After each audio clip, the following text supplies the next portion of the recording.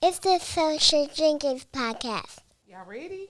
I think I'm ready. Y'all ready for this fantastic show where we're getting ready to just blow it out the water? Because we got the April Smith in the house. Oh, yeah, we're going to blow your head up. Y'all want to cheers before we even get started and introduce anything?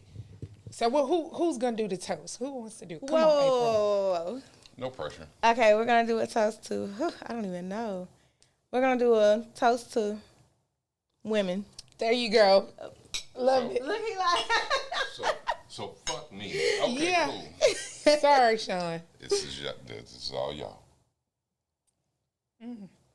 Sean, this is strong. Oh, of course That it shit is. is fucking strong. She told me it was like 90% or something. 90 proof. Yes, but we're not going to shout out the name because we're not getting paid for it. But we're trying to get a sponsorship, so we'll see what happens. Okay. Is anybody on yet? If any distilleries want to work, Absolutely. Connect. Absolutely. Okay, there you go. There you go. Connect. There I like you your go. mindset. Come on, let's do it. All right. So welcome to the Social Drinkers Podcast. I'm Sean, I'm Sean P. and we have our wonderful guest, April Smith. Hey, y'all. And today, the topic of this podcast is the birth of a promiscuous girl. This is going to be some fire conversation. It really is. Let's start off with talking about how everybody's day was. Whew. My day was fine because I was doing nothing. And then I waited until pretty much the last minute to actually start getting ready, and everything started crumbling. But I'm here now. That's so right. We good. That's good. all that matters. That's all that matters. That's all that matters. Sean, tell us about your day. Mine was okay. I started off busy, and then I got a little light on the second part of it. I'm in the medical field, so it's kind of touch and go sometimes. I didn't have to go to the gym, which I'm thankful for because I'm in pain. So that means it worked out well for you. It did. Yeah. I'll be there tomorrow, though. Okay. We're so happy to have everyone come in and join us and be with us as we talk to the beautiful April Smith and hear this story that she has to tell. At this time, we're going to let you introduce yourself to our audience. All right. My name is April Smith. I am a published author. I am a veteran. I'm a recipient of a bachelor's degree, and I also am an area operations manager, which isn't as fun as everything else. You say you're a veteran. Yes. What branch? Army. Come My on Navy, now. but- I don't know about that. Well, I'll dap you up, Okay, though. that's fine. I'm That's fine. also Y'all need us. I'm also a mother of 3. I became a mother Awesome. at 15. Okay. And that's who I am. Okay. That's a beautiful intro. intro. Yeah, that's actually plenty. So Yeah. you almost kind of was looking like, I should add some more stuff to it, but that's plenty. Yeah, I'm like, this is my introduction. I didn't add nothing else. Outstanding. No, that's a perfect It seemed a introduction. little boring. It wasn't boring. No, it wasn't. Okay, Not okay, even okay. a little bit. Absolutely not. Well, we Bring might it as back over well. a little bit so we can make sure we hear. Just pull this way. There you go. Yeah, no, you Yeah, good. pull it. You good. Yeah. That's you good? right there. Yeah, perfect. Okay, perfect, Yeah. perfect. Okay, so we might as well just go ahead and get into it. Do you have anything else you want to talk about before we get into the birth of a promiscuous girl? Now let's get into it. I'm ready to get into it. Okay, Sean, anything you want to add before we just No, hop that's right it. in? Let's jump right in. Let's get it. So you decided to write this book, The Birth of the Promiscuous Girl. And what was the thought process behind the book? So originally when I started writing the book, my counselor actually has a publishing service. Mm-hmm. So when I was going to counseling, she was expressing to me how she wrote out her life story and helped her. So when I first started writing, it wasn't for an actual book. It was more so of like just letting things out. But it was so much to unpack. Yeah. So over the course of 2 years, I went ahead and put it in the form of a book. But that pretty much was it. I wanted to make sure that my experiences didn't go to waste. So I wanted to be sure that I shared it with other people, that I was vulnerable, and that people understood they weren't alone. Because sometimes people don't talk about these things that often. Yeah. So if you don't talk about it, you don't know what's going on. You really feel like it's just you. Yeah. Why don't you think people want to talk about it? Well, I mean, I think some things are obvious, but in your opinion? I think for the most part, especially with women, when you go through a promiscuous phase, you're looked at differently, right? Mm-hmm. Your value decreases. Mm-hmm. You're not wifeable. You know, you're not to be respected. So it's just better to keep quiet about those times. I get it. Yeah. However, it's power in those times if you actually learn from it. I love that. So before we get started, I already told you when we had our call, the quote that I was in love with. So we're going to open this up with this quote that I was in love with that you had in your book. And guys, if you have not read this book, I am going to need you guys to get this book. It was a page turner. When I say it was just a page turner and an eye opener for me, being a person who have read your book. Get the book, y'all. Get that book. So one of the quotes that I resonated with was it you or I who stumble first? It doesn't matter. The one of us who finds strength get up first must help the other, by Vera Nazarian. And I just felt that was so amazing. Like, when we fall, we don't just leave the other down there. If we get up first, we're supposed to pull the next one up. So that so resonated with me, because I think that if we do that more often, it won't be so many failures. Exactly. Yeah. I mean, and I thank you for putting that in, because I'm definitely going to be using that quote. And where did that quote come from? So, funny story. I had no idea who that poet was. It's something that my grandmother used to say, and I just wanted to put it in. Like, I just wanted to put it in the book somewhere. Yeah. And then I was told, like, no, this is an actual quote. You have to quote it. And that's when I found out, oh, this is an actual poet. Like, yeah. So you was attributing it to your grandmother. Yes. You're like, that ain't hers. Yeah. Yes, you know, my grandma, my favorite person in the world. I'm like, I'm going to put this in this book for my grandma. No. Nah. I love it. Well, your grandmother seems to be really wise, because that's a great quote. And what did that mean to you the first time you heard it? Did it mean anything at first?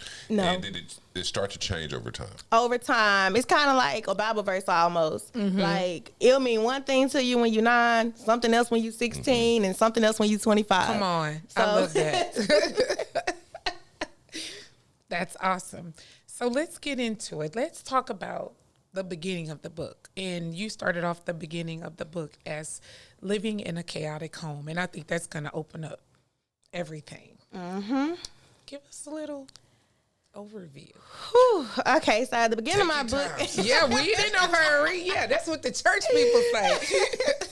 So the beginning of the book was basically describing a time where I was just fed up with everything that was going on within the home that I was in. My stepdad, at the time, because I have a new stepdad now, so it's two different people. My stepdad at the time was verbally abusive, emotionally abusive, and he did some sexual things that were uncomfortable. He never sexually assaulted me, though. Right. But he did do things that were uncomfortable to me. So I wanted to get away. I just wanted to get away at any cost. So I did some things. Y'all got to read the book to figure that out, though. That's right, because you can't tell it all. But I did some things to get away from that environment. And it was just a really lonely, dark time for me. Like, the things that I did, looking back on it, I probably wouldn't have done it. But in the time when you're going through all the mental turmoil that I was, you don't think about the aftermath. You're just thinking about the right here and the right now. Yeah. You're thinking about the survival of the That's situation. right. Yes, getting out of it. That's it. So can you give us like a little clip of some of the things you had to encounter with your stepdad? Mm-hmm. So my stepdad was colorblind, so my mom would get black dishes. She would get all black dishes because, well, he was colorblind. And I would wash dishes, of course, because I was, the oldest daughter in the house. And if the dishes had watermarks on it, which if you got black dishes, they're going to have watermarks. Mm-hmm. He would have me rewatch every dish in the house. Literally every dish in the house. Yelling at me while I'm doing it, telling me that I'm not trying and that I'm just being lazy. He used to call us names. He would call us bitches. And when we told my grandfather about it, he reached out to my mother, and she basically said, like, oh, no, he didn't call y'all bitches. He said y'all were acting like bitches. And it was just like a lot of, I felt like pushing things under the rug. So it got to a point where I no longer confided in my mom about the things that he was doing or when I was uncomfortable, because I felt like, if you're not listening to the small things, why would you listen to the bigger things? Yeah. Like, if I keep coming to you and I'm telling you he's doing this and he's doing this, and you're consistently making what felt like excuses at the time, I'm not going to continue coming to you. Yeah. I'm going to shut down. You didn't feel like it was a safe space at that time. Not at all. Yeah. Was it a gradual thing or you just immediately? So you moved in, you started living with him at what age? So I want to say probably around the 3rd grade, maybe 4th grade. Is that something he started doing immediately, or was it a gradual thing that you got to the point where he did it gradual enough where it almost kind of snuck up on you, or is it just bam, you started doing dishes and he started talking to you, in that manner? It was gradual. He did one of those things, when people like move they stuff in your house and ain't nobody talked about nothing, they just start bringing stuff and then more stuff. So he pulled that number. So when we first met him, he wasn't living with my mom. We just met him. So he came and we loved him at first because you coming over once or twice every 2-3 weeks. Yeah. We love you. You're fun. Exactly. But then he got to moving himself in. And then we got to realize, he at the house more than mama. Like, he don't even really work. So with him being there so much, I believe he got comfortable. He got lax and he started just showing his true colors.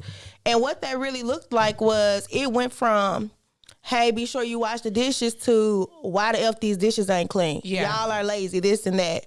Belittling. Yes, belittling all the time. And it started as little sarcasm here and there, and then it just grew to worse and worse. Wow. How many children did your mom have? How many siblings were in the house? At the time, it was 2. Me and my sister that's 2 years younger than me. Okay. And did she receive the same response from him as you did, being the eldest? There's things that happened after I moved out. I'm still unclear of what those things actually were. Yeah. However, it didn't seem to be the same to me at the time. Okay. You took the brunt of it. Yeah. Okay. Wow. And then when you spoke about, and not if it's too much, just let us know and we'll stop there. For as the sexual suggestions, can you give us like a description of what some of the sexual suggestions? Yeah. would So be? like he would watch us take baths. Well, he'll watch me take baths. I can only speak for myself. Right. And you were how old when this started? Like 12, like I was already developing. He'll watch us take baths. He would like rub himself uncomfortably. Like even if I was just walking past him, he'll be rubbing himself. It was just very uncomfortable. Yeah. It was like literally sickening. You knew immediately that this wasn't right, or was there some type of confusion? Initially, like when I used to just walk past and he would rub himself, I didn't know if it was like, is he doing it because I'm walking past him, or is he just rubbing himself and I just so happen to walk past him? Right. But once it became a continuous thing, it was like, you're sickening. Yeah. And so what did that do for you mentally outside of disgusting, making you feel disgusted, What else? What other feeling or emotion? Did you feel violated? I felt violated. I felt unsafe. And I really just felt like I had nowhere to turn to because I couldn't go to my mom because when I was telling you he was calling me out my name, you was making excuses for him. Yeah. So what are you going to do now? Yeah. My dad, of course, we was living in Grand Prairie at the time, Texas, and my dad lived in Mississippi. So like, what he gonna do for Mississippi? Yeah. So it was like, I had nobody, and we didn't really have a lot of family that was in Texas with us. So it was like I really felt trapped. I felt very trapped. Yeah, I could only imagine. And we empathize with you through this whole journey. But just all I can say is look at you now. Like, you're phenomenal. And you also quoted about being hurt and being trapped by other people's decisions. Can you tell us a little bit about what that meant? Yeah, so like, for instance, my mom deciding to get in a relationship with this man and him moving in. At the time, I felt like it completely uprooted everything me and my sister was used to. Mm-hmm. We used to go shopping all the time with my mom. Every weekend, we go shopping, we go to the movies, we go out to eat. We would do something pretty much every weekend. Then she got with him, and we were no longer doing those things. Wow.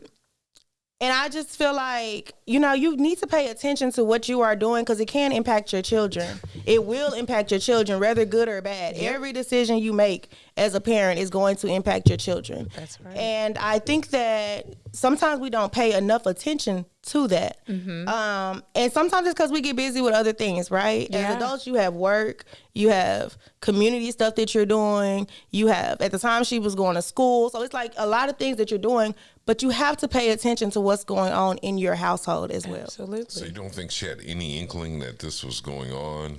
Because you didn't tell her, right?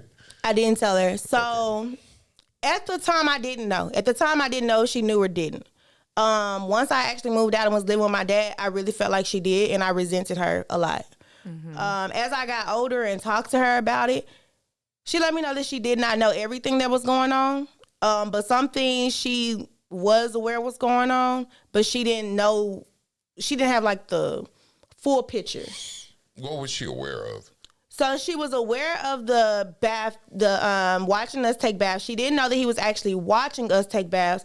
She just was asking him to verify that we were actually getting in the tub. So he was lingering. So Yes. it wasn't just checking to make sure you get in the tub. It's- Right. Lingering, like literally staring at me while I'm taking a bath. Okay. So in your opinion, how do you feel it affects the child when adults sexually engage with the children like at an early age? Tell me the effects you think, or not think, but know firsthand. I can say this, it opens up your mind to so many different things, right? And I think sometimes it's not even necessarily predators that do it. Sometimes it's the parents. Like if every time your child do something, you're tying it into something sexual and you're accusing your kids of these things, you're opening that door for them. Yeah. I might, like for instance, there were these sex bracelets when I was like in the second, third grade. I had no idea they were sex What bracelets. is a sex bracelet? Yeah, that's It what I was was going to say. Break it was that like down. these little colorful black bracelets that you could loop around. They were real pretty. I just knew they were pretty. Yeah. And all the people, I was in like the second or third grade. Like we're just looking at it as it's pretty. My mom panicked. These are sex bracelets. This bracelet mean this bracelet mean this. Baby, I don't even know what you're talking about. Slow down. Slow down. Slow down. Because now I'm interested. Now I want to know. Yeah. Now I want to know more because what is this thing that has you so upset? Exactly. Like, I want to know. But also other people, like, if you're in the third, fourth grade and you're hanging around high schoolers and they're being sexual, it just opens up your curiosity and Yes, you it really want to does. find out what's going on. And because people, they wait to have these conversations with their kids. Kids are a lot smarter than we think. Your child in the 6th, 7th, 8th grade, you ain't never talked to them about sex, baby, something wrong. Exactly. You need to talk to them because if you don't talk to them, they going to start figuring it out on their own. And you don't Exactly. want The that. wrong person is going to Exactly. explain it to him. And that's the crazy thing on our podcast we had last week, which we were speaking about my experience with having an incarcerated teen in a penitentiary. And we were speaking of when you don't vet, you vet the man who you're with, but you don't vet the children that they're bringing into the fold with in there. And if your child is so impressionable, especially when they're older, they're so impressionable, they're looking at what the older kids are doing. And if these are kids that have a different mindset than what you've reared your child, you're in trouble. Not to say it's their fault, because it's your responsibility. And that's why I was telling Chon, as a mom, I felt so guilty because I brought these people into my children's life, and it was my job to protect them at all costs. So I definitely resonate with you. It's a different experience, but it's really the same thing. Yeah. So I appreciate that. So with that being said, with all of that going on with you, how did it affect your school life? Because you're a young kid. Woo. Yeah, go ahead. Take your time. Because I'm a gentleman, I'm going to take a shot with you. Yeah. So initially, we actually moved when I was in the 6th grade to Grand Prairie. And before we moved to Grand Prairie, I had been in the same district my whole schooling. So I had a bunch of friends. I was in the in crowd. Like, everything was good. I moved to Grand Prairie. Now I'm the new girl. I'm the new girl. We all know you the new girl. The girls don't like you. The boys love you. That's just how it always works that way. I don't, even as an adult. I can't explain it. Yeah. That's it. That's just how it is. It's just how it is. So, I started dealing with bullying, and it was a mixture of me being interested in the boys, but it was also the way I was carrying myself. Like, we weren't, the clothes I was wearing, I got bullied for that. Describe that, if you don't mind. So, like, my stepdad, the bad one, he used to buy us these oversized T-shirts, and, like, they be like the t-shirt store in the mall that's like $2 shirts. He'll buy us like the biggest t-shirts and like really baggy jeans. So you know me, I think I'm smart. I'm gonna go to school, I'm gonna tie this shirt up. Yeah. I'm gonna still be cute. You never thought I was still gonna be cute. Yeah. But of course got bullied for that because other people aren't having to do that. They're wearing little cute clothes that actually fit them. Yeah. So let me real quick. Is he doing that because he feels like y'all belong to him and he didn't want anybody to see? What do you? Because in a different context, I can see a man doing that because he's trying to protect a young lady that he loves, and he don't want her showing too much. But based on what you've said, it almost seems like he's like, okay, I don't want anybody else to see what I feel like is mine. Do you think there was something to that? He's being cheap, but mainly because of their big t-shirts. Yeah, I would say I think he was being cheap more so than anything, and I don't think that anybody was thinking of the actual impact of the kids. Like people still to this day do it. Like they'll have their daughters dress in the most hideous things to hide their shape. You can't hide nobody's shape, Pooh. Yeah. Like you cannot. If somebody has a shape and you put them in jogging pants and a tank top, they're still gonna have a shape. There's no such thing as hiding somebody's shape. It's the most ridiculous thing ever. Let little girls be pretty. Let them dress up cute. Stop. If I was raising a little girl, I'd probably have her dressing like Young M.A. or something like that. You know what I'm saying? I mean, as long as she cute, baby. I don't know. Give her a little style. Let us sprinkle a little style in there. But I don't think it was a sense of he thought we were his. But I could be wrong. I never thought of it in that way. I just think it's just, that's weird. Yeah. You It know. is extremely weird. Okay, I'm sorry, babe. Oh, you good. But yeah, I dealt with bullying at school. I dealt with, of course, the girls were bullying me, so I went towards the boys more. At this time, I was still not sexually active, but I did linger more towards the boys. Absolutely. Because they weren't going to give you grief. Like, they're making you feel special. And They loved me, baby. Yeah. I loved them. come on now. Yeah. So you're not feeling. And that's the thing. People don't realize when they treat you to a certain magnitude of how it makes you feel internally, you know. And I just think that people don't put themselves in other people's position enough. And then if they did, they would kind of be a little more cognizant of how they treat you and the things they say to you, you know, and things of that nature. Yeah. So with that being said, with the bullying, how did it affect you, like, emotionally? Oh, it got horrible. As time went on, even going into my high school years, it was a point where there was a girl, she literally took a picture of me and put it on social media and was like, "Dyke this and this and that." And so many people were laughing. Like, that was probably one of the worst experiences that I had with bullying. Because it was like, not only is she making fun of me, but like the whole entire community thinks it's funny. Yeah. So it was very depressing. Definitely went through having suicidal thoughts. A temp or two, but it was very dark and depressing because I'm already dealing with moving away from my mom, and my dad wasn't allowing me to talk to my mom when I stayed with him. Then I'm dealing with my dad finding out who he really is. And then now I'm also going to school, which should be a happy place, but I'm having to deal with bullies. Yeah. And it's like, I can't find escape nowhere. No relief. So can you give us an example? And the reason why I'm asking you to give us an example of how you described to anyone how you felt when you had the suicidal thoughts, to see if we can warn people of signs of things their children may say that they're serious. So one time I was at the bus stop. This was back in middle school. I was at the bus stop and I asked a friend, "If you kill yourself, will you go to heaven or hell?" That is what I asked her, and she was like, "Why are you asking this question?" I was like, "I just want to know, because y'all know I ain't trying to go to hell. It's hot. I don't like hot." It's a little humid down there. Yeah, it's a little humid. I need to know. I need to find out. I need to find out. But she said that, you know, she was like, "Well, I'm not sure." But when we went to school that day, she went and told the counselor. So the counselor called me down and asked me, like, how was everything going? She didn't ask me about about my thoughts. She just asked me how things were going. So I started venting to her and letting her know, like, how I was feeling and what was going on.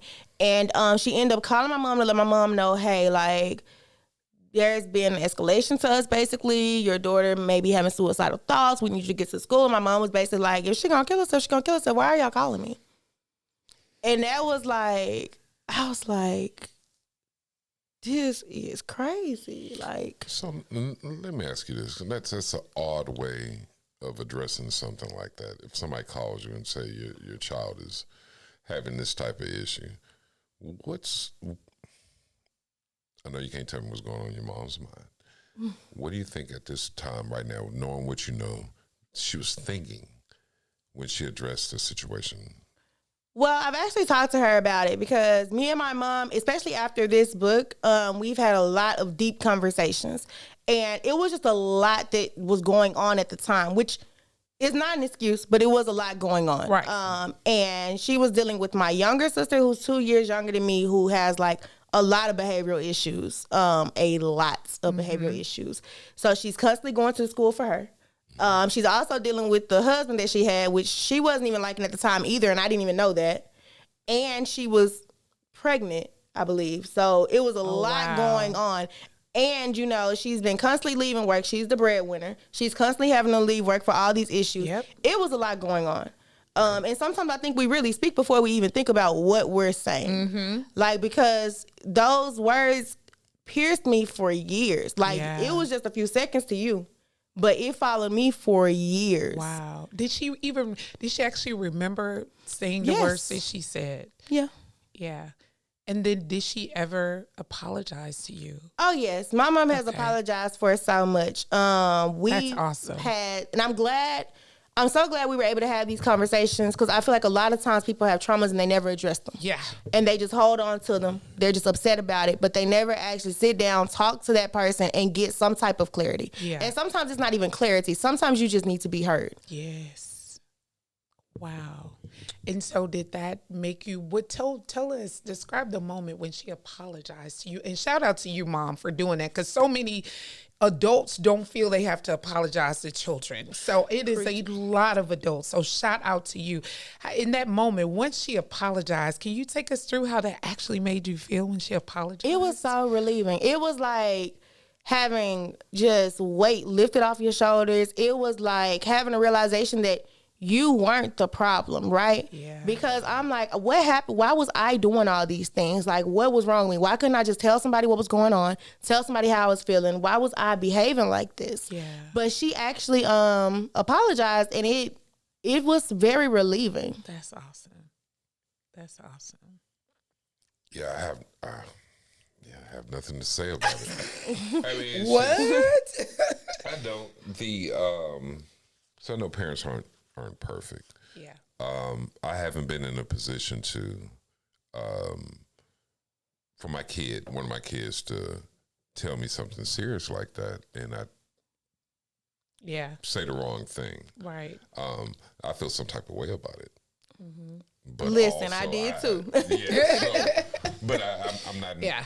I haven't walked in your shoes, and I definitely haven't walked in hers. And so the fact that she was able to own up to something that, a lot of our parents say stuff that kind of stick with us that they didn't necessarily mean, or they may have been going through something at the time and they said the wrong thing. Yeah. And the fact that she was able to man up and actually admit her wrong is kind of cool. That was big. Not kind of cool. It's respectable. Yeah. And, Absolutely. And then a lot of times people will pretend like it didn't happen. I've had that happen so much in life. People will do something to you, and then you'll confront them about it, and they'll act like it didn't happen. Exactly. Or you're crazy. Yeah, or you're crazy, or you just want this to, like, what? No, it happened. Exactly. I was there. We was both here. Exactly. And a lot of times people also discount your feelings, which prevents you from healing. It's going to make that same situation keep reoccurring because you won't own it. Just own the shit. When you do stuff, own it. It's not rocket science. If I hurt you, if I step on your toe, excuse me, I did not mean to hurt you. That goes so far. And just understanding that apologizing does not mean that you're a bad person. Right. Apologizing means that you're able to look at what you did and realize that there was fault in it. Absolutely. And move forward from it. Some people, if they feel like if they apologize and they're just the worst person ever, no, you're actually owning up to your own mistake, and that's honorable. Absolutely. Absolutely. So again, we don't demonize anybody. Shout out to your mom for just being that amazing mom, because that's when you exemplify, I am a mom. I don't want my child to hurt anymore. So kudos to her. And then so let's move on a little bit because we have a lot to unpack. So I want to talk about the main thing, the title of the book, The Promiscuous Behavior. So can you walk us through on how some of the events that in your mind caused you to be that promiscuous? What were you looking for? So the first time I did the nasty, y'all, I was never gonna do it again. It was horrible. I did it with a guy. The nasty. I did the nasty. You know, he put the thing in the thing and did stuff. Yeah, the thing and the thing, and Okay. I was never gonna do it again. It was absolutely disgusting. I was 12. He was also 12. Okay. So we had no idea what we were doing. It was the most horrible, uncomfortable experience. Mm-hmm. I was like, "Oh, this what they be doing? Mm-hmm. I don't know why they like it. I don't want this." But I did it because I had started looking up stuff online. Like I said, when you start accusing your kids of certain things, or when you start exposing them to different feelings, they're going to start venturing out. Exactly. So I had started like watching little porn, and I'm like, oh, they look like they having a great time. Mm-hmm. So I tried it. It was not a great time. No, don't do that. Yeah. So what made you choose that particular boy? What was the... So he was a boyfriend at the time, and it is crazy how it all happened. He was a boyfriend at the time, and it was around the time that I was really looking for an escape plan. Mm-hmm. So the day before that, this girl at school basically told me she was going to beat me up if I didn't talk to her brother. But I couldn't talk to her brother because I had this boyfriend. Like, girl, you're crazy. She was really riding for her brother? Yeah, she was really riding hard. Brother, you wish that was your sister, didn't you? Bitch, you gonna talk to my brother. Right. But, I was like, I'm not going to school. And I told him I wasn't going to school. And I had already been like, thinking different stuff. So I really skipped school. Yeah. And I went to his house. And we were there. He stayed home sick. Which I don't even know. That's why I be questioning the schools. Because how did I leave campus and then come back on campus and nobody even noticed nothing? But okay. I told her we could leave campus and it wasn't a big deal. But anyway. They have all these mechanisms in place to keep stuff from that happening, but it don't work. Anyway, I skipped school. I went to his house and he kept asking me like, are you sure? Are you sure? I should have said no because it was horrible. But shout out to you though. I still love you.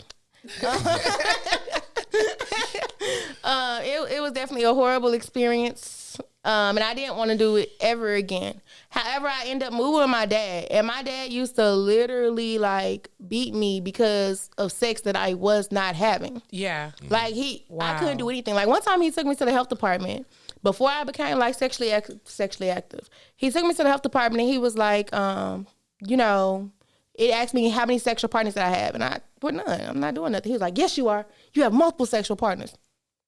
Oh, okay. Why you think it's okay. Exactly. Cool. So when they asked me, they asked people, are you comfortable with somebody coming back here with you? I said, no, I don't want him back here with me. He literally paced the halls, like yelling and just acting crazy. And I don't know why they didn't arrest him. Whole nother story. But they gave me a little baggie because he said I was sexually active. Mm-hmm. They gave me a little baggie with condoms and stuff in it. Mm-hmm. I took the bag. I put the bag in my little drawer in my room. And I went on about my little life. Mm-hmm. Well, one day I was outside playing basketball with a friend, and he, of course, was going to my room because he's paranoid that I'm having the sex that I'm not having. Mm-hmm. And he finds the bag of condoms from the health department that he took me to. Right. Okay.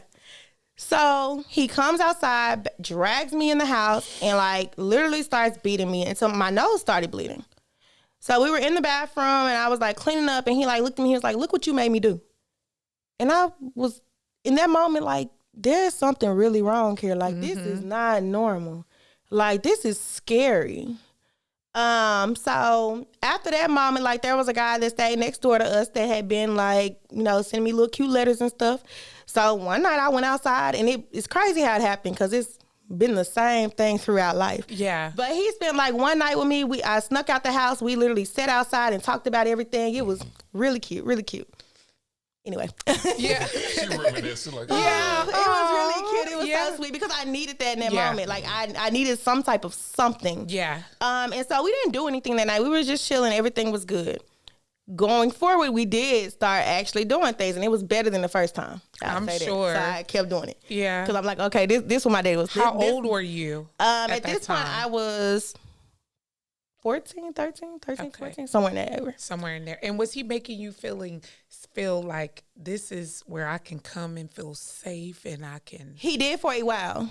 Okay. But see, this when I started learning men's. There- No okay. offense. This is Come when I on started now. learning men's. I started learning. I'm just sitting there. You know, y'all talked to me real early, but it was like a month or two. Everything was great. I could call him whenever I wanted to. I could, sneak out, go see him whenever I wanted to. And then 2 months in, the phone calls got real short. Yeah. I can't see him that often. He's always busy. Baby, what's going on? We had something. How old was he? He was like 3 years older than me. Okay. So he's like about 17, 18, 16, 17, yeah. 16, 17. Okay. So he started acting real weird to the point where the phone calls just stopped. And it was very tough for me to deal with because I'm like, wow, that's crazy. Like, are you for real? Mm-hmm. So then after him, I ended up getting a boyfriend at school that was like really a cute boyfriend. We just passed notes back and forth. We didn't do none of that. Until he wanted to. And he tried to sneak over my home, but it didn't work out in his favor. Mm-hmm. And he ended up getting a police call because he was going through people's yards. Wow. Oh, so he didn't make it to your house. He didn't even make it to the house, baby. So that relationship ended. Boy, you got That relationship ended. Shout out to you too. I still love you as well. I love all y'all. I love them all. Love them all. But so after that, I just was devastated because I didn't have anyone to go to in those dark moments. I didn't have an outlet, and I was literally using sex as an outlet at that point. Yeah. I was using sex like some people use drugs. Yeah. So it got to the point where I was just like, okay, well, I'm just going to talk to him. Well, you know what? He probably going to get tired of me, so I'm going to talk to him too while I'm talking to him. So by the time he gets tired, I already got somebody else. And then we can just continue this cycle. Exactly. It was real toxic, I know. Yeah. But no judgment here because you went through a lot of traumatic experiences and we appreciate you for like being able to tell your story. And just, you could tell you've done the work because it's not as heavy on you as I used to break down. Yeah. I went through a moment where I was completely celibate. And I didn't want to have sex with anybody. Like, I didn't even want to think about it. I wanted a solid year at least where I was not sexually active. Because I realized, like, I had been using that as an escape. Yeah. And that's not what you're supposed to use it for. Yeah. So, during that year, I realized these folks don't want me if I'm not doing nothing with them. Yeah. It was as stupid as it sounds, it was very surprising to me. 14, 15, somewhere around there. No, I was grown at this point when I decided to go celibate. But it was just still, you would think that after all that I've been through all these years, I would know, like, this, this is what majority of people want. Yeah. But in my head, I was still like, wow, this is... You were shocked. I was shocked. Yeah. Like, so if I don't do this, then y'all, okay. Yeah. Because if you look at it in the perspective of us hearing it, is that's what you were looking for. It didn't seem like you were looking to get to know anybody, to have a conversation. You were looking to just get rid of your pain because there was so much pain. Mm-hmm. And a lot of us do that. That's why we have alcoholics, drug addicts. We're all addicted to something. Eaters, overeaters. Because I have an issue with sweets, Can't get this ass down. I'm working on it, But that, like, we all have our addictions that we use as coping mechanisms to be able to get past a lot of traumas that we experience. So, again, no judgment. We all have our own vices that we have to deal with, definitely. And we've definitely, been a little older than you. Yeah. We're a lot older than her, Chon. Stop. Yeah, a little older than me. A little bit. Thank you. The glass half full, Chon. Okay. I'm going to go ahead and get it to you. So, of course, my story is different than yours. I'm a guy. Yeah. Sean's story is different than yours, but there's some of the same themes that we've gone through as well. Yes. And I can't speak for Sean. There are certain, what's the best way to say this, pressures that we come across or ways that we think that's going to make us feel good that involves other people outside of the alcohol, outside of weed and all that stuff. And we've had to learn that. So just like you had to get to the point where you will had to realize that maybe a guy that you really cuff for doesn't want to mess with you unless he's doing that. There are men that have to go through that same transition. Yeah. As, as far as if I don't do this certain thing for a woman, then she's not going to want me. If I don't do these certain things for a person, they're not going to want to fuck with me like that. Yeah. But for you, it was a little bit more detrimental. So you're in this mind state now where you feel like you realize that men or boys, because I consider 20, 21, 22 boys. Yes, absolutely. And girls. So not just as far as men are concerned. But you have to start trying to figure out who you are as a person. Now, that you told us about the cycle. So, okay, this person is going to get tired of me. Make sure I have somebody else that's going to be able to fill that slot. Can you tie any of that into your experiences that you had being raised by the guy? I have a disdain for him already, but for the guy that treated you the way that he treated you. I can say one thing that I have been pretty constant with in dating, and even when I was going through the cycles, is you got to be nice to me. Yeah. That stepdad was so mean, so just belittling, and then to move with my dad and him to have some of the same characteristics, not like him, but still belittling. I can't deal with a guy that's mean. Like all that mean stuff, it don't work with me. You will not talk to me. You will not have access to me. You have to be nice to me. You're gonna at least pretend to be nice. Gotcha. Yeah. Because I'm really charming. So, it's fine. Go ahead. Look, forgive me, okay? So, wow. So, as we discussed before, it's like PTSD for you. If a person, not just a man, but anybody you're in a relationship, because I'm assuming that'll go for girls too. If they're screaming and hollering at you, it's a PTSD moment for you. It's a trigger. It is. It is. It definitely is. And it's so many things that's PTSD for me. Like my ex-stepdad, he used to always eat grapefruit. The smell of grapefruit will literally trigger me. Peanuts, triggering. Even the game system he used, everything about him is triggering. And it's not like, I get triggered and I think about him. I get triggered and I have that feeling again. I have those feelings again. So it takes a lot of counseling. It was a point that I was on medication, because you still have to be able to function. Yeah. You have to be able to function. No one understands that you shut down when you smell grapefruit. Yeah. Like people aren't. They don't care. Get it. Yeah. They think something's wrong with you, and it is. Right. And you have to learn to work through it. So that's something to this day I'm still in counseling. I'm still doing the work. But yeah, I can say that from my dad and my ex-stepdad, you got to be nice to me. Yeah. You got to be nice to me. You cannot yell at me. Real princess treatment, or we can't do It it. seems like that should be the baseline. Though, It really should be. It shouldn't have to be a requirement. Be nice. Not be nice to me so that you don't trigger me. Be nice to me because that's just what people are supposed to do. Yeah. But it's so unfortunate people just aren't like that. They not like that. And guys, we're not telling you all the details because you have to get the book. Yeah. We need you guys to click on that link that we did put on social media. It's on the Social Drinkers Podcast feed, and it's also on my feed, Sean's feed. Click that link and purchase that book. The book is shout out the book and the link again, and I'll put it on the video.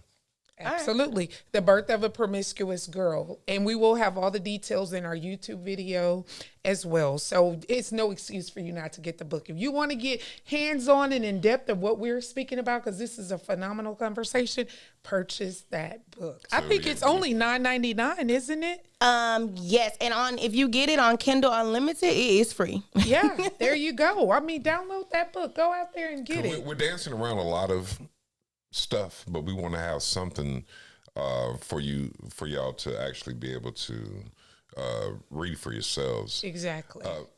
A quick aside: are you gonna try to do an Audible? Oh, we were looking for it. My mom asked me to do one. I don't know. That might be something. That might be a project I work on. You would do it yourself, or can you get somebody else to do it? I can get somebody else to do it. Okay. Yeah, right. AI so is wonderful. You wouldn't want to You own something. I'm just saying, AI will do that for you. Okay. You need to, because we wanted to do the quick fix to say, oh, we can listen while we're working. Instead, we're working, reading the book, reading the book. I'm sorry. And it was a page turner. Don't be sorry, because it was a page turner. It was like you didn't want to put it down. And I'm trying to multitask. And I know Chon can attest. It was a page turner. It really was. And just, again, thank you for sharing this experience with us. So we have one more thing that we definitely want to get into that I want to discuss, and that was, and this is definitely for the young girls out here watching, tell us about the teen pregnancy. I was a teen mom as well. I was 17 when I had my first child. So, and it wasn't through a traumatic experience. I was just fast as hell. I knew better. I had everything put in place for me, mom and dad. It's just doing too much. Chon. I'm just saying, I was just doing too much. We just got to be honest. And he tricked me a little bit too, but you already know. I mean, that's grown folks too. But I can say teen pregnancy, number one, if you are pregnant and you are a teenager, your life is not over. Right. People will tell you that they'll make you feel that way. And to years to come, they're going to continue doing it. Why? Because people are not always good. Yeah. However, you have to get in your mind that you want the best life for you and your children. If you are not pregnant, baby, let me tell you, that boyfriend you got, he not going to be your boyfriend, okay? He not going to be your boyfriend. Speak. He's not going to be your boyfriend. That older man that be coming to your school to pick you up, he don't care about you. And having a baby is not going to keep him. He got babies by everybody. How old were you when you first had your first kid? 15. Okay. 15. And I'm telling you, and we ain't even going to get into that because that ain't what this is for. I'll just say this. Don't let temporary fixes land you with permanent choices. And what I mean by that is that temporary fix is, oh, he did this for me, so I'm gonna do this for him. Or, oh, all my friends is doing this, so I'm gonna do this. The permanent choice is you're gonna be a parent. And that's gonna be forever. It don't stop when your kids turn 18. No, it doesn't. It continues. It's gonna continue. I call my mom pretty much every day. I'm 29 years old. So just be sure that you're being mindful. If you are having sex, be sure that you are taking the necessary precautions. We grown. I know them boys don't like using no protection. Do what you need to do to protect you. Because at the end of the day, when you pop that baby out, the baby is going to be your responsibility. Now, with that, don't let having a baby stop you in any way. I had my son at 15. I started college at 16. That's what I'm talking about. I was working at 16. I had to get it. We had to do something because no one's going to provide for your child like you. And no one wants to sit up and provide for you and your child forever. So you have to stay motivated. Don't let other people, because people will project their insecurities onto you. They'll tell you what you can't do because of what they don't feel they can do. So just be sure that you are doing everything that you can to provide the life that you want. And even if you don't have a child yet, go ahead, push hard, stay motivated, get what you want out of life, because one day maybe you will. Yeah. And then also, can you give them a little brief overview on how it's not at this phase of your life? And if I'm overstepping, let me know that it's not necessary to have a serious relationship when you need to get your education. Oh, baby, I'm telling let me tell you. Okay, go let ahead, me tell you. You don't need no serious. Listen, baby, leave the relationships alone. I ain't even gonna play. You do not need no serious relationship, poo-poo. You do not. Yeah. You do not need one. Your early 20s, teenage years, have fun, have a ball. Be safe though. Be safe. Be safe. But have a ball. The boys that's your age at that age range are not ready for nothing serious, really, to be honest with you. I'm not saying none of them, but a lot of them are not ready for anything serious. Don't waste your time on that. Your degree that you get is going to be with you forever. That boy is not. Yeah. Let it alone. We spend too much time trying to have these relationships and trying to build with people, and you're not building yourself. Build yourself. Focus on you. Those are your years to be selfish. Do everything that you need to do for you. You can worry about everything else later on. Because it will come. It's going to come. Trust me. The men ain't going nowhere. They still here. What do you mean by we're still here? I mean, y'all still here. It's like an accessory. They're still going to be here. They're not going to disappear. I can assure you. And baby, listen, if you see the guy you like in a serious relationship when he's 19, trust, by the time he's 23, 24, he'll be single again. Just wait. It's okay. That's true. Just wait it out, baby. Just wait it out. That's so true. So thank you Once again, I'm not gonna say a whole lot. A whole lot of jokes come to mind, but I'm not gonna do that. I'll ask this: are you with either of your kids' father? Absolutely not. Praise to God. Okay, Jesus. now you say that. So what I want to ask: is there a common factor amongst them that caused you not to be with them? Is it a maturity level, or what? Why aren't you with one of them? I can actually tell you why I'm not with each of them. It's all for different reasons. So the first one, I really just didn't think I could get pregnant. I was wilding and hadn't got pregnant, so I was just continuing to wild. And then I was pregnant, and I never had intentions on being with him. It was not planned. It was not one of those things like, oh, we're going to be together. Never. I was actually didn't even want people to know who he was. Like, I literally let people just decide who my baby daddy was, and we just went with that. Yeah. Because I didn't need people in my business. Got it. Is he active with your child now, or? No. Okay. He's literally been in prison. My son is 14. He been in prison at least 13 of those years, in and out. Oh, wow. So, Yeah. no. Gotcha. The second one, he was in the military at the time, and I was dumb. I'm thinking, oh, he in the military, he's going to be able to... Army. Okay. I'm like, he in the military, he going to be able to provide this lifestyle for me. I ain't finna be an Army wife. I was so happy. No. I found out real quick, military does not equal money, and I don't know who told people that, but that's a lie. That's not what the military is for. It's not to get paid. We've had that conversation numerous times. It's for something for officers. That's utility Yeah. for the military, and it's just a life stabilizer. So if you follow some of the stuff that the military has to teach you as far as structure, hard work, punctuality, and things of that nature, then yeah, it could benefit you. Yeah. But if lifestyle, it was not. I should have known something when I went to go visit him, and I had to go buy groceries because he ain't have none. Something should have clicked in my young mind right then and there. Yeah. But follow the red flags, y'all. Well, how red was flags. the military for you? Did you find yourself being more successful than he was at that time? So I was only active for like 12 months, and I was guard the rest of the time. So my experience was a little different. Gotcha. But I did get to be around a good network of people, and I had my kids like full time. So I'm really taking advantage of this network. Absolutely. Some people, they go into the military, they're there for fun. They don't really have responsibilities. Right. Even unfortunately, some young men that have kids still feel that they don't have responsibilities because the kids are not with them full time. Right. So it was a little different for me. But Navy. I'm talking, the military is taking care of the child. When you have a child, you get extra benefits, BAQ and stuff like that. Okay. So that you get a little bit more money than somebody that's the same rank and same time as you. Because I worked in personnel. Right, so I right. process this stuff. So really you had a cushiony job, huh? You were not there protecting us. As an aside, no, I try to stay out what of they danger. say, all support is needed. All support is needed. I try to stay out of the line of fire. I just had to be you for 1 second. Okay. But, now let me be me, Chon. Anyway, I'm not even going to explain myself.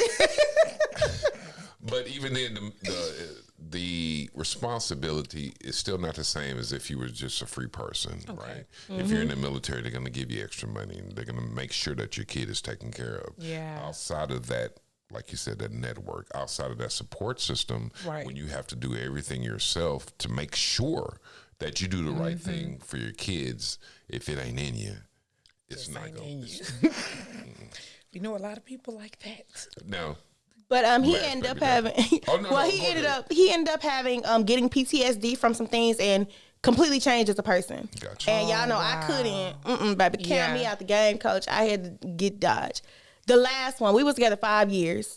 This man is a provider out this world. Like literally, I was able to get my college degree. I was able to start a little small business. I was able to do so much when I was with him. Wow. But He was a cheater out this world. That man would not stop cheating. Man. He was cheating day, night. That's why I don't believe in curfews for grown men. It don't matter. Yeah, because they're going to do whatever they want. Right. He cheated at Exactly. breakfast. He cheated at lunch. He cheated at dinner, midnight snack. It didn't even matter. We can cheat on our lunch break. Okay, that's what I'm real saying, quick and fast. I got 45 minutes. Yeah. I'm trying to I tell can you make I some needed shit. 15, so. But what really did it, the cheating didn't even really end us. What really ended us is I wanted to move from our small town to Houston. Okay. And he didn't want to make that move. So that's what really ended the relationship. And it was really hard because I had depended on him for so long. So coming out of that relationship and having to be sufficient on my own again was like, Yeah. It was a lot. sheesh, yes. Yeah. And then when I started dating, these men they're not providers. No. So I'm confused. They want you to be the provider. Right. I've been with this I'm man just trying to 5 tell years you. and he's been providing for me and doing Yeah. everything for me. And now we over here arguing about why I don't want to eat Applebee's. Okay, so I don't want to get too much into that. That's a whole That's other a whole other thing, so podcast. I'm gonna skip over We gonna that. do that with next, Sean. We gonna do that with next. We might have to have you back. Okay. Because, ma'am, Okay. I got Listen, an issue with what you just said. it's stressful out That's here. okay. That's okay, though.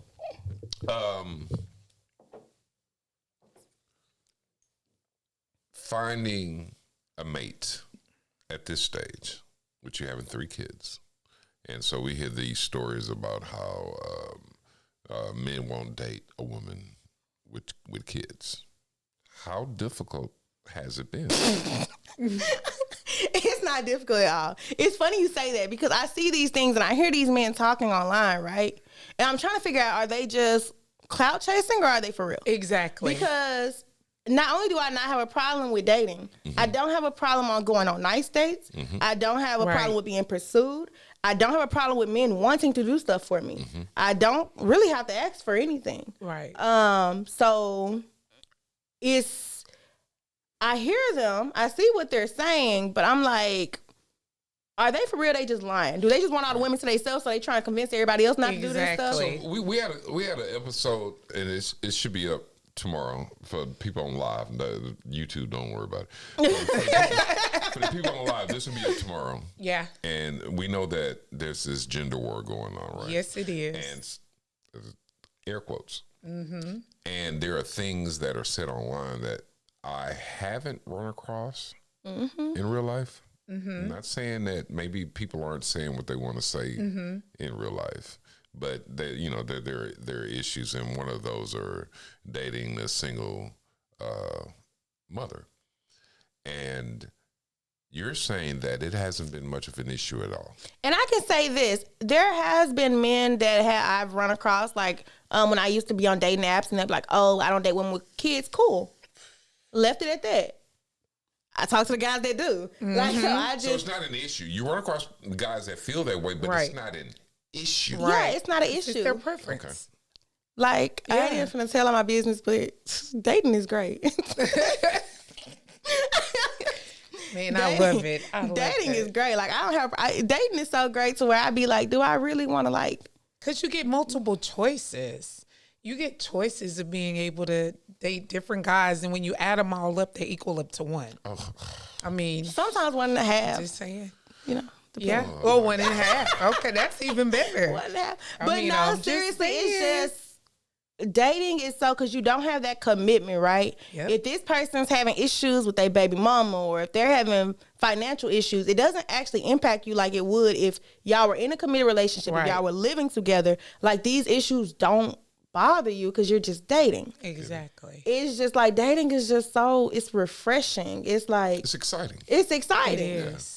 Now, as far Especially as, because y'all don't have to pay for Applebee's or Cheesecake Factory. and baby, look, ain't nobody taking me to Applebee's. Now, Cheesecake Factory, I'll get the little salmon. The salmon at Cheesecake Factory, good. Y'all ain't gonna do the salmon at Cheesecake Factory, but Applebee's, baby, you're not taking me there. I don't. Yeah. Even, my kids don't even like that. Okay. I try to take my kids to Yeah. Chili's. I think one day my kids, mama, Made them Southwest egg rolls, though. I wouldn't know. That's going to go into another topic. Okay. That's Yeah. why I'm keeping my opinion to myself. Okay, let me We're shut going up. to Let me stick shut to up. topic. Let me gotta shut have up, you there. Let me shut up. Yeah, we're going to have you back, April, I'll because come you back, have I'll a come lot of back. interesting perspectives. So at this time, we're going You're to... cool as fuck. I know. Don't get shut. Thank you, thank you, thank you, thank you, thank you. At this time, so in all seriousness, can you let everyone know, because you shared with us that you have been in counseling for years, on if you, I want to hear the part that if you wouldn't have went to counseling, where do you think your mindset might have been? And then once you answer that part, to tell us why you progress going to counseling. I think that if I wouldn't have went to counseling, I definitely would have continued using sex as a coping mechanism. I definitely would have not had meaningful relationships. I wouldn't have, because to some men it's like, okay, yeah, I got her, cool. But what they don't realize is we're taking something from you just like you're taking something from us. Right. That's and right. if I'm not taking you serious and I'm wasting your time, that's a problem. Yeah. So I think I would have still been using men, and that's just not, I don't think that you shouldn't do that. Using men? Literally, I would talk to them, do the nasty, you know, the little thing with the other thing. The thing with the thing with the thing. Yeah. And then, like, that would be it.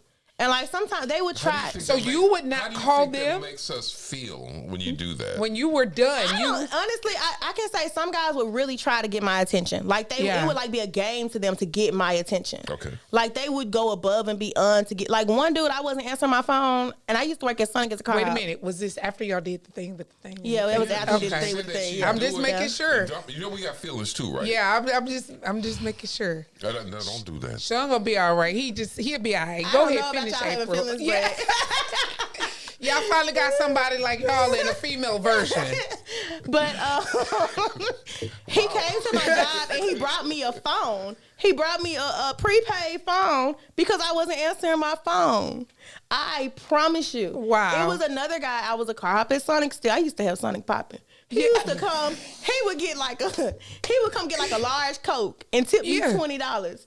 Every time he came. He can come every day. Yes, like when it's like the more attention I did not give them, the more they were willing to do to get that attention. It was... And that kind of conditions you to be a certain way, too. Yeah. And it did. It did. That's why now I promise you, I can't do the whole, you're not finna bare minimum me. Because I know what men would do for a girl that they want. Exactly. I know what they'll do because I've already seen it. Yeah. So you can't come to me with these crumbs and think I'm going to take them. No, baby, come back when you get the whole plate. Exactly. Come back then. Cheesecake Factory has... We are not going to go there. Okay. So now, tell us that the counseling... Tell us, how was it just so beneficial? It was beneficial because it focused me to look in on me and my actual problems. It caused me to actually, like my counselor told me one time that I don't go through things, I just get over them. So I literally just bury things and just get over it. Like, you hurt me, cool. So did it leave you feeling empty because after you start burying so much stuff, it becomes an overflow? It did. It's it got full. to a point where I was at another dark point. I went through a depression. So after my 5-year relationship, I went through a very deep depression. And it's not on him. It wasn't like the depression was caused by him. It's all the things that was already there. Yeah. And like, because I was with him, those things, like, you know, I wasn't having to focus on them or deal with them. But after him, I had to really focus in on those things, which was a good thing for me. Yeah. And counseling basically taught me to face my own demons. Like, look into those traumas that you have, figure out why, and learn to work through them. Yeah. So I've never been... I used to go to see a psychiatrist when I was growing up, and that's a whole nother podcast or episode. You said getting over versus, what's the other? Going through it. Going through it. So I've always been led to believe that as long as... and I don't want to make it like a guy thing. Oh, man, just deal with it, get over it. Yeah. But sometimes you get into the mindset that just, nigga, get over it. And you'll be good. What do you think, as far as what you've learned, what is the difference between getting over it and going through it? Once you go through it, you're able to process it. You're able to take your lessons learned. You're able to come up with a better plan of action going forward. You're able to really take your experience and make it valuable. Yes. When you just get over something, you don't actually deal with it. Got it. So it's always there. It's always lingering. It's like that unclosed door. You have to eventually close it. I get it. Or else you'll repeat those same mistakes. You're going to keep going through that same door and you're going to be wondering why you never closed it. Yeah. So you think you're smarter than me? Is that what you... No. You know me and smart. Real smart. Real smart. Hey, man, just move on. Okay. I don't like the way y'all responded. So, are you proud of the person you are now? Now, you know, I took these questions out of your book because these are good things to ask yourself. I am very proud of who I am now. Sometimes when I think about all that I accomplished, getting pregnant at 14, people counted me out. I was going to a charter school, and the principal literally basically made me get out of the charter school. I tried online high school. That didn't work. I had to get a GED, and people just knew that I was going to do nothing past that. Wow. But not only did I accomplish what they thought I wouldn't, I accomplished so much more. Wow. I am able to take care of myself. I'm able to provide a lifestyle for me and my kids that everyone is not. I'm able to put us in a class that if I want my son to have a personal trainer, I can pay for him to get one. There you go. I can move to a district just because I want him to play football there. Yeah. I have made these strides and I've worked this hard to get to this point, and I'm here. So it's like, I love where I'm at now. I'm going to continue doing more, but where I'm at now is definitely a good spot. I'm very proud of me. I just wish that everybody knew that it's possible. Yeah. Like, it is possible, even without a degree, even with nothing. If you are just determined, it's a lot that you can do. That's right. Is there a significant event that lets you know, like, fuck this, I can do this? Is there something that happened? So really, I would say the military. Going to the military, I was a communication specialist. I was working on computers and radios. And so they basically forced me to get my degree in IT. And, you know, IT is a male-driven field. So I'm like having to prove myself every day. Right. Yeah. So once I started seeing the figures, because, you know, you got to show me. Exactly. You got to show me the money. You got to show show me the money. So once I started looking at the figures, I'm like, I can make this from this. Yeah. Baby, hold on. Let me get this too. Absolutely. And I realized this is not a far reach. Like, I got this. I can do this. And there's nothing stopping me. I have a great support system. Shout out to my family. Having kids has never stopped me from working a job, never stopped me from working a shift, never stopped me from going to college. And you're still doing the same thing that you picked up in the military? No, actually. No. Okay. So let me tell y'all something. Operations, people will make you look at operations like, oh, I never want to be in operations. It's the bottom of the woods. Let them talk. Operations got the money. They got the money whether you have a degree or not. They have the money. Like, you can go in operations with nothing, and within 2-3 years, you touching something. You touching something. You are at least middle class. You gonna make me go look. I'm telling you, I'm in finance. I'm coming out of it. But I'm going to finance operations. With a bag at too, I know, but I'm coming to operations. Operations is really where it is at. I would advise it. I do not even work in IT no more. I'm an operations manager. I ain't gonna say for what company because I ain't on their time right now. That's right. That's right. But I work in operations, and I suggested to anybody who's trying to figure it out, for anybody who just don't know what they want to do, join a company. Go work for Coca-Cola, Amazon, Walmart, whoever. Work for them. Yeah. You would be amazed at the job opportunities and the salaries that you could have. They're there. Awesome. You just have to find them.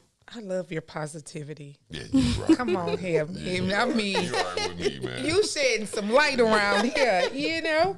So do you love yourself enough to be able to love others, even with the traumatic experiences that you've had? And on top of that, I'm go ahead. No, please. You have a boyfriend?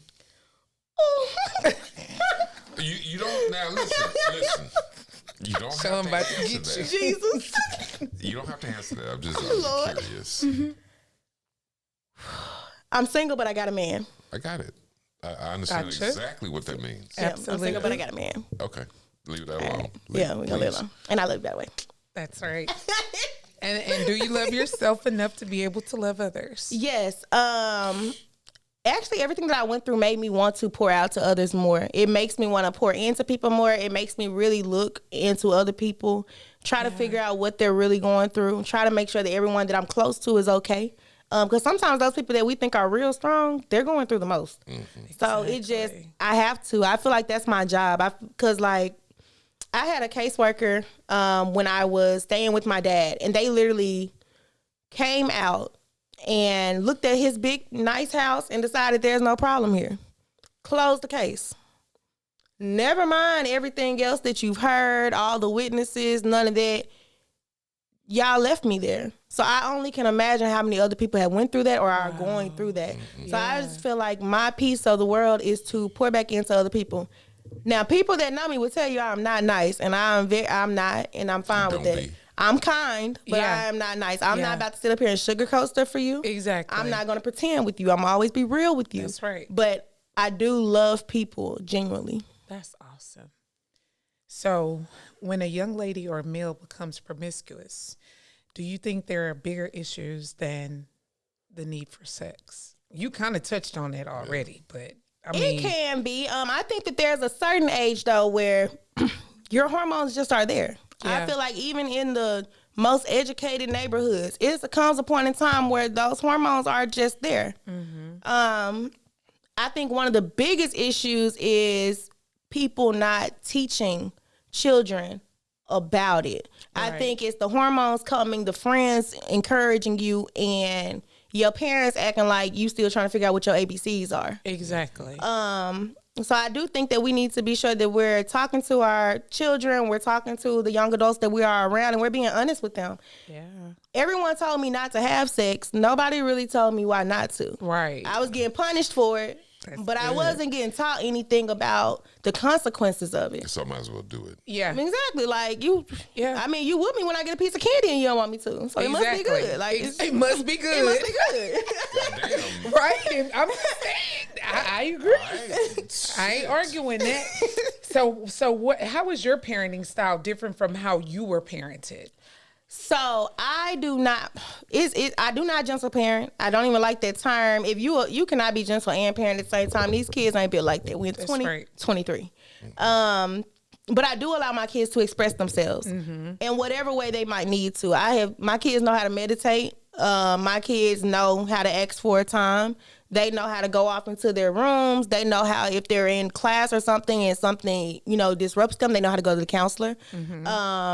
My kids also know how to be respectful. Yeah. So it's a balance. I do not make my kids feel bad for having questions. I do not make my kids feel bad for expressing themselves or how they feel. And I actually listen.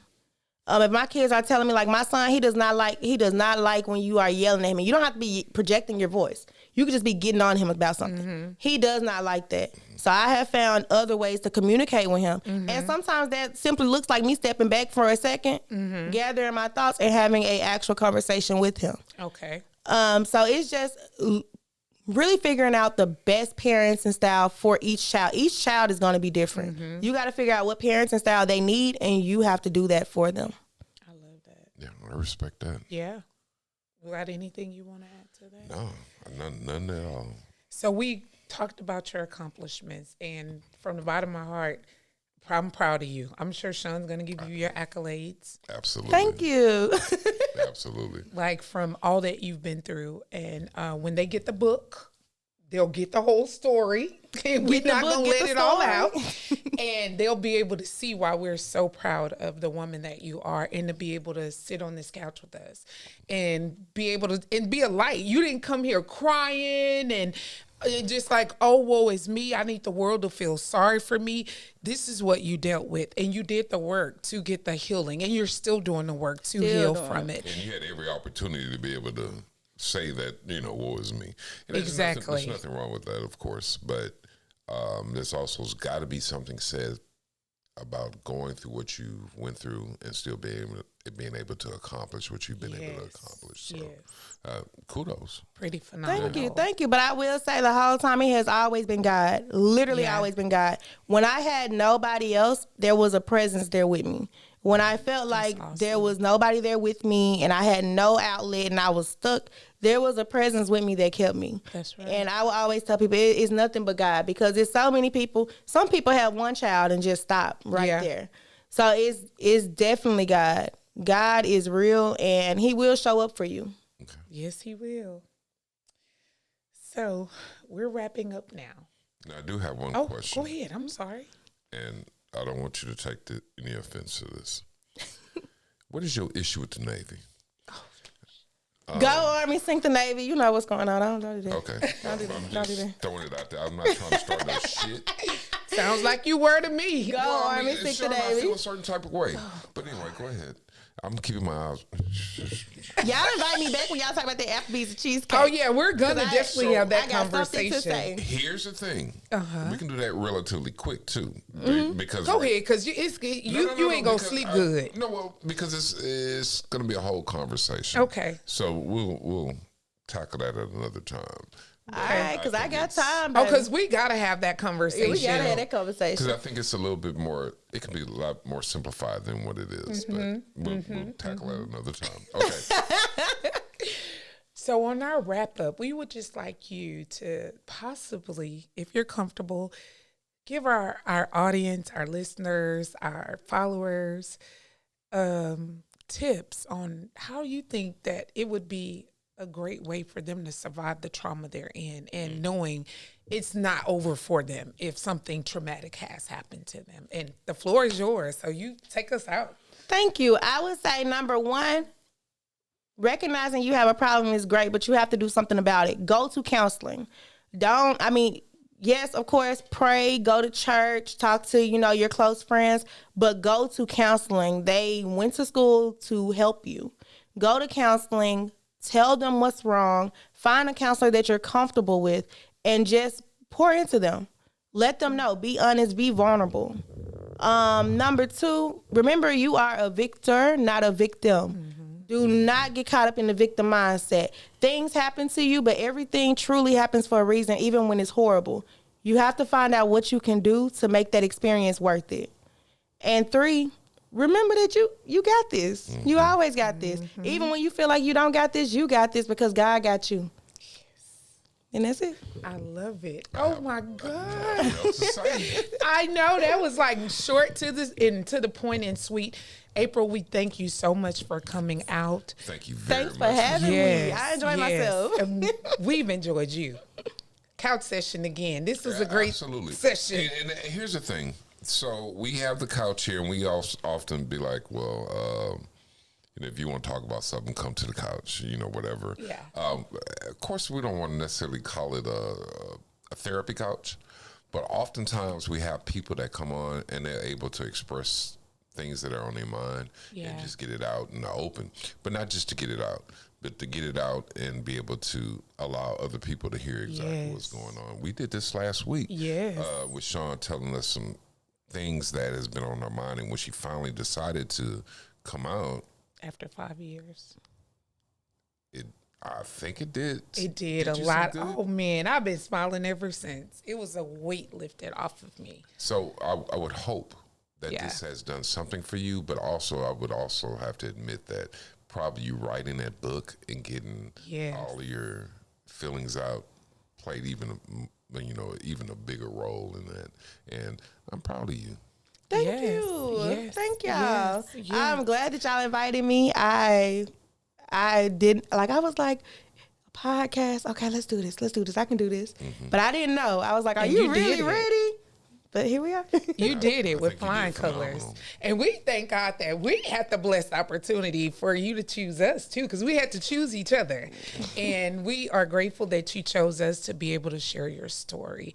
And we know that it helps someone. Y'all leave comments, whatever you may want to tell us how April Smith's story actually helped you. And again, it's opportunities to get the book. There's links. There's all the information is there. So please support and get her book off Amazon. And if you're a Kindle subscriber, it's free. You're just downloading.